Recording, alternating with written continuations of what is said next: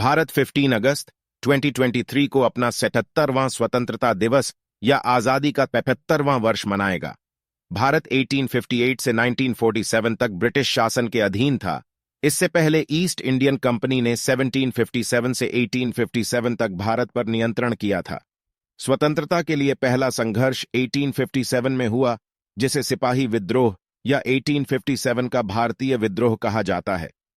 कई स्वतंत्रता सेनानियों ने भारतीय स्वतंत्रता आंदोलन में भाग लिया और देश की आजादी के लिए लड़ाई लड़ी और अंततः 15 अगस्त 1947 को देश को आजाद कराने के लिए अंग्रेजों को खदेड़ दिया। भारत के पहले प्रधानमंत्री जवाहरलाल नेहरू ने स्वतंत्रता दिवस की पूर्व संध्या पर अपना प्रसिद्ध ट्रिस्ट विद डेस्टिनी भाषण दिया, जिसमें उन्होंने कहा, बहुत साल पहले हमने नियति के साथ वादा खिलाफी की थी और अब वह समय आ गया है जब हम अपनी प्रतिज्ञा को पूरा करेंगे। आज आधी रात के समय जब दुनिया सो रही होगी, भारत जीवन और स्वतंत्रता के लिए जाग जाएगा। 15 अगस्त 1947 को भारत आजाद हुआ या नहीं? 15 अगस्त की आधी रात को दिए गए जवाहरलाल नेहरू के प्रसिद्ध भाषण ट्रिस्ट विद डेस्टिनी को उस क्षण के रूप में याद किया जाता है जब एक नए राष्ट्र का जन्म हुआ था।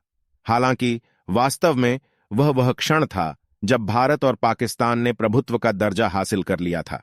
जहां भारत 1950 तक एक प्रभुत्व बना रहा, वहीं पाकिस्तान ने 1956 तक यह दर्जा बरकरार रखा। सरल शब्दों में, उपनिवेश ब्रिटिश साम्राज्य के भीतर स्वायत्त समुदाय थे जो स्थिति में समान थे, लेकिन क्राउन के प्रति निष्ठा रखते थे। इसका मतलब यह था कि किंग जॉर्ज 6 भारत के सम्राट के रूप में शासन करते रहे और लॉर्ड माउंटबेटन देश के पहले गवर्नर जनरल थे। नेहरू ने प्रधानमंत्री के रूप में शपथ ली, लेकिन उन्होंने ब्रिटिश गवर्नर जनरल के आदेश पर कार्य किया और अनिर्वाचित भारतीय राष्ट्रवादी नेताओं को ब्रिटिश राजा सम्राट के नाम पर शपथ दिलाई गई। इसका मतलब यह भी था कि एक ब्रिटिश फील्ड मार्शल भारतीय सेना का नेतृत्व करता था और ब्रिटिश द्वारा नियुक्त न्यायाधीश उच्च न्यायालयों और संघीय अदालत का हिस्सा बने रहते थे।